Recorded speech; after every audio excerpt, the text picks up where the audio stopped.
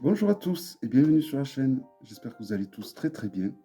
Donc dans cette vidéo, je vais vous présenter un tarot que j'attends depuis un moment, qui est le tarot arthurien, donc le tarot de Claire Duval, aux illustrations d'Anna Tourian. Donc c'est un tarot qui arrive dans une jolie boîte en dur, solide, qui s'ouvre comme ceci. Donc à l'intérieur, vous avez cette boîte qui vient. Voilà. Mais vous pouvez enlever ceci. Si vous voulez gagner un peu de place, voilà, tout ça, ça s'enlève. Et à l'intérieur, vous avez l'illustration du dos que vous pouvez retrouver. Voilà, avec un joli texte ici. Voilà, pour la première boîte. Après, le jeu se trouve dans cette seconde boîte. C'est un peu le même système que les coffrets d'Arcana Sacra de l'époque. Voici le dos. Je reviendrai plus tard, je vais vous parler du gros livre, du gros guidebook. Voilà, on a un superbe bouquin. Claire a fait un énorme boulot, avec vraiment au niveau du bouquin. Il a quand même plus de 372 pages, 373. Voilà, donc il y a vraiment, c'est vraiment un jeu qui va très bien pour les débutants. Claire vous donne la main aux débutants et leur explique, il y a tout qui est bien expliqué. J'aurais aimé avoir ce genre de jeu quand j'ai débuté le tarot, vraiment, avec des illustrations aussi belles et un guidebook aussi complet. Alors, je vais vous montrer un peu, vous dire ce qu'il y a au début. Donc, on a le sommaire.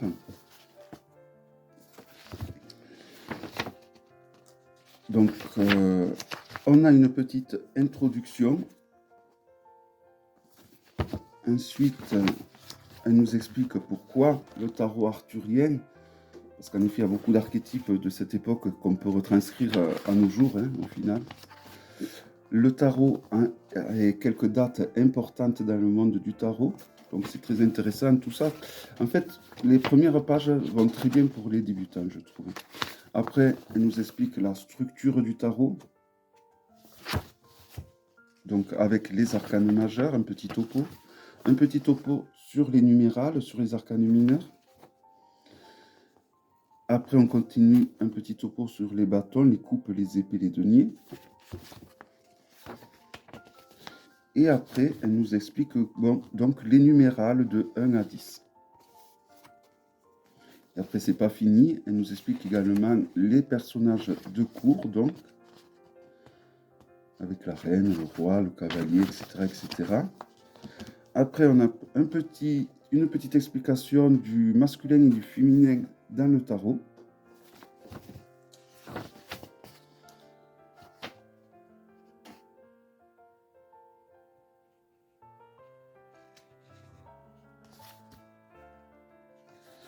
Ensuite, alors pour ceux qui ont, je reviens en arrière, je vois que si vous avez le guidebook, c'est un magnifique livre qu'avait fait Corinne Kenner sur le tarot, dans la Bible du tarot. Enfin, vous pouvez vraiment l'utiliser, il est adapté à ce guidebook. Hein.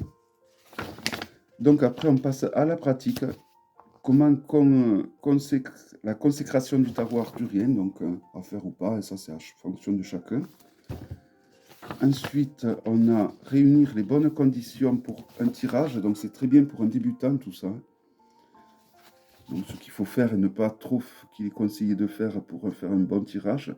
Comment lire les cartes, la méthode divinatoire, ici. Ensuite, vous avez la méthode Shadow Work ou l'ombre en psychologie, donc le travail psychologique, et la quête initiatique. Et ensuite, on passe au tirage. Alors, on a le tirage pour faire la connaissance avec le jeu, que je n'ai toujours pas fait, qu'il va falloir que je fasse. Vous avez pas mal de tirages à une carte, c'est chose qui est intéressante quand on débute. On a le tirage de la journée, le tirage de la magie arthurienne. Les deux sont à une carte chacun. Ensuite, on a le tirage de Lancelot à 6 cartes et ma quête d'amour en 7 cartes, que voici. Ensuite, on a le tirage de Guenièvre et de Lancelot à 5 cartes. Alors, moi, je vous conseille de lire au début ce qu'il est, parce qu'elle explique pour quel genre de questions il est intéressant de faire ce genre de tirage. Par exemple, le tirage de Guenièvre et Lancelot, ce tirage est destiné à explorer un lien existant ou à t'aider à décider si tu as envie ou non de te lancer dans une nouvelle relation. Voilà. Donc, pour chaque tirage s'adapte à certains styles de questions, en fait. Donc ensuite, on a la force du chevalier, la clairvoyance de Merlin, à 3 cartes tous les deux.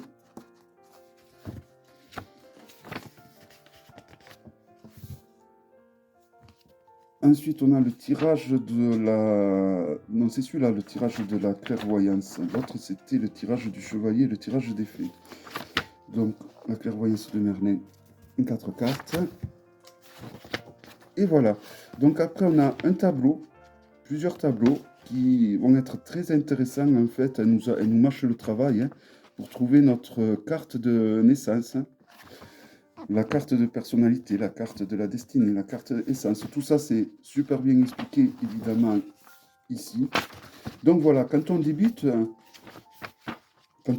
tarot, au final, déjà, juste ça, le début, c'est largement suffisant parce que ça ne sert à rien de trop s'embrouiller la tête avec trop de signification. Déjà, d'apprendre ça, ça sera très bien. Et après, vous pouvez passer au reste, donc aux significations des lames, carte par carte.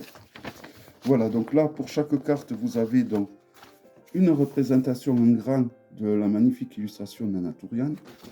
Et ensuite, donc, vous avez tout qui est expliqué, les symboles, la signification, où on nous explique l'histoire de la lame, donc du conte arthurien, qu'elle va retranscrire avec ce qui pourrait arriver éventuellement de nos jours. Et ensuite, on a donc une partie lumière pour la carte droite et une partie inversée pour la carte voilée ou la carte à l'envers. Voilà. Tout ça pour toutes les 22 lames majeures et lames mineures également. Voilà, je vais vous montrer quelques mineurs. Par exemple, le 2 de bâton, vous voyez, il n'est pas... Voici le 2 de bâton et voici les significations. C'est exactement pareil. Elles ne sont pas du tout délaissées, elles sont richement expliquées. Donc vraiment, c'est pour ça que c'est un jeu qui ira très bien pour les débutants, mais également pour les confirmés. Donc c'est un livre qui est cousu, vous voyez, donc les pages ne se détacheront pas, c'est un livre assez costaud même. Donc, et à la fin des significations, vous allez avoir la bibliographie, donc les livres qu'elle s'est servie pour utiliser, sur lesquels elle s'est appuyée pour créer ce livre, hein. Donc il y en a beaucoup, que vous pouvez vous acheter si vous voulez, pour avoir plus de signification. Et ensuite, on a les remerciements. Et ensuite, on a quelques mots de Claire, à propos de Claire, et à propos de Anatolian, avec d'autres ouvrages de Claire. Voilà, donc c'est vraiment un livre très très complet, je trouve vraiment. Je pense qu'à l'heure actuelle, c'est le meilleur tarot sur les légendes arthuriennes qu'il existe. Vraiment, c'est vraiment le meilleur. Alors, il y avait celui-là des Matthews, mais à mon sens, celui-là, il le dépasse largement. Déjà d'un point de vue graphiquement, mais même le contenu du bouquin, avec toutes les bibliographies et les livres qui sont proposés, qu'on peut se procurer si on veut vraiment approfondir les significations, c'est toujours intéressant. Voilà, donc vraiment, bravo pour le travail qui a été fait. Même le travail d'édition est vraiment parfait, il n'y a rien à redire. Pour moi, c'est un tarot qui a autant de valeur qu'un jeu auto-édité, vraiment. Les lames donc arrivent dans cette boîte en dur, un peu comme les jeux d'Arcana Sacra de l'époque. Voici l'intérieur. Le dos, qui permet des tirages envers endroit. On a une jolie dorure qui nous rappelle le Graal en fait, hein. Donc ça va très bien avec le thème du jeu. J'aurais pas vu une autre, franchement. Elles sont de très très bonne qualité, il n'y a rien à redire. Elles sont souples, épaisses, rigides à la fois, parfaites. Si on les compare à un Grimaud, elles sont un peu plus larges qu'un tarot lambda, et c'est très bien, ça permet de mieux profiter des illustrations. Ça, c'est un plus que n'avait pas le Boneston. Alors, est-ce que ce jeu dépasse le Bonnet Stone? Je pense, je pense. Je pense qu'il va le dépasser. À l'heure actuelle, je l'ai mis au même niveau, mais à force de l'utiliser, il va largement le dépasser.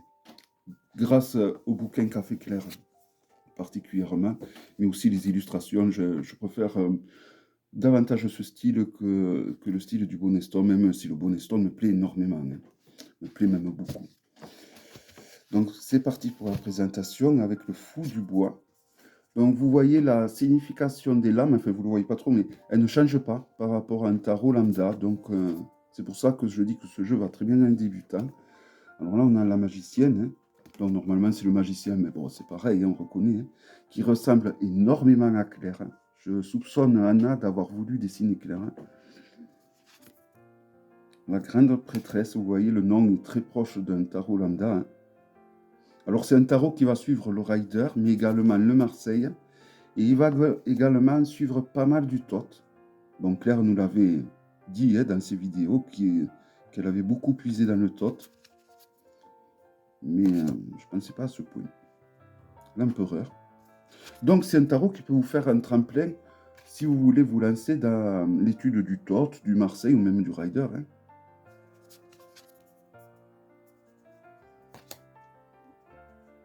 Les amoureux. Le chariot.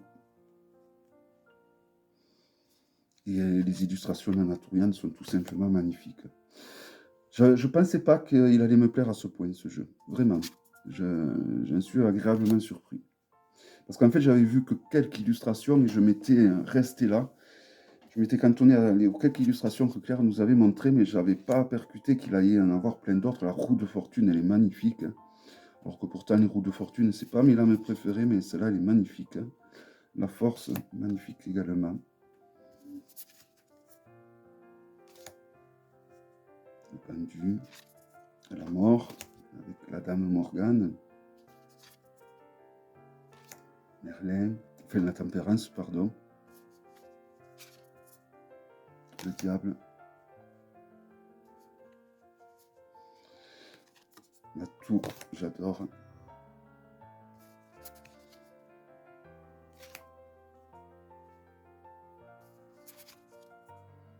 La lune, qui est magnifique. Le soleil est également magnifique. Toutes les lames sont magnifiques. Il n'y en a pas une qui est en dessous des autres. Vraiment, elles sont toutes magnifiques. Alors, il fait moins fantastique que le Bonnet Stone. C'est peut-être ça qui sauve le Bonnet Stone, c'est que moi, j'aime beaucoup les jeux qui sont quand même bien fantastiques. Mais il a un côté un peu historique, si je peux dire, celui-là. Donc, voilà. Vraiment, je les mets au même niveau. Ce qui est très bien, hein, parce que dès le début, arriver au même niveau que le Bonnet Stone.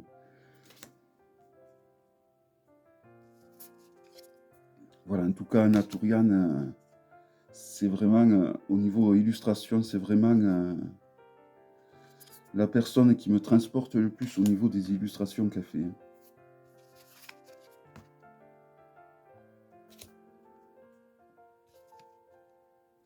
Ce jeu est vraiment de toute beauté, c'est vraiment une pépite.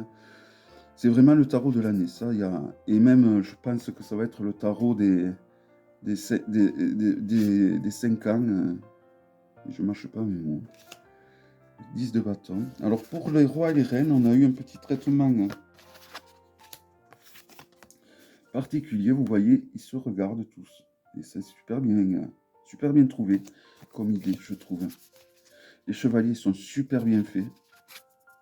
Et à la place du valet, on a la demoiselle. C'est le seul changement qu'il y aura à la limite. Donc, c'est vraiment pas compliqué de retenir ça. Les coupes. Avec l'As, le 2,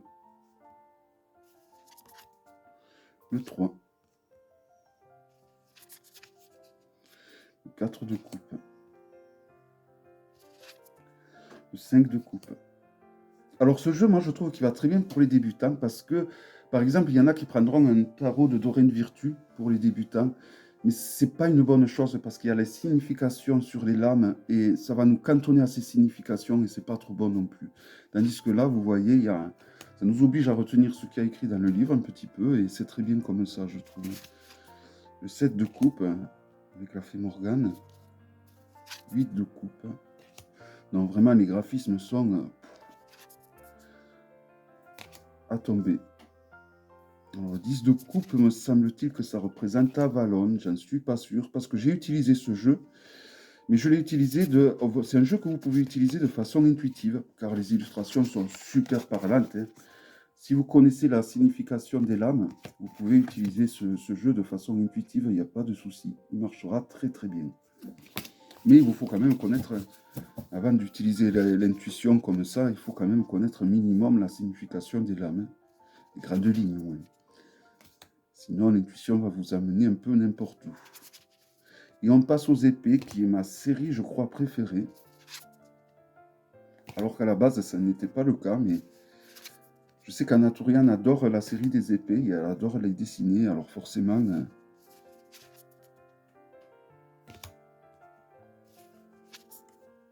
Alors, le 6 d'épée est une arcane que j'aime particulièrement. Avec ce livre dans ce chêne, c'est super bien fait. Le 8 d'épée aussi, j'aime beaucoup. Voilà, vraiment les personnages sont super bien faits. Je trouve que les tenues, que ce soit les tenues des chevaliers, des dames, tout est super bien respecté par rapport à l'histoire. Hein. Le roi et la reine. Super bien réalisé ce système. Le cavalier. Ouais, les cavaliers sont super bien réussis. Et on passe au denier avec l'as.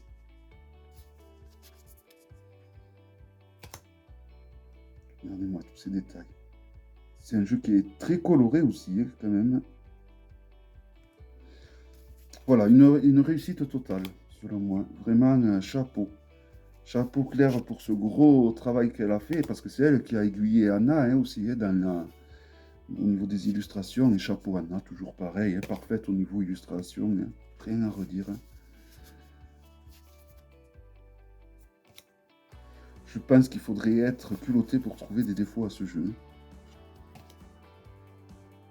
Pour moi, c'est une qualité auto-éditée à un prix mass market. Donc, il mérite vraiment le succès hein, qu'il a. Le 10 de denier. Et toujours pareil avec le roi et la reine. Alors, sur les deniers, ça se voit un peu moins, parce que, mais voilà, c'est quand même tout comme ça. Et la qualité, elle est vraiment très très bonne. Alors, je ne sais pas si je vous les ai fait chanter tout en début, mais je pense. Le cavalier, super bien réussi. Et la damoiselle pour le valet. Vraiment, une pépite ce jeu. Vraiment, toutes les lames sont particulièrement bien réussies. Un gamebook, voilà. Pour moi, ce jeu se place loin devant tous les jeux sur le monde arthurien qui a été créé jusqu'à l'heure actuelle. Je pense que c'est l'un des meilleurs. C'est le meilleur sur le monde arthurien. Et voilà, pour moi, ce tarot, c'est une vraie pépite. J'adore le fou des bois, qui représente Merlin. Une lame haute en couleur. Voilà, alors tous ceux qui aiment le tarot de Thoth, vous pouvez y aller. Tous ceux qui aiment le Marseille et le Rider, pareil. Voilà. Un magnifique, vraiment un petit trésor, ce jeu. Je remercie énormément Claire d'avoir vraiment créé ce jeu qui est de toute beauté. Et j'espère que cette présentation vous aura plu. Je vous donne rendez-vous à très bientôt pour une prochaine vidéo. Bye bye.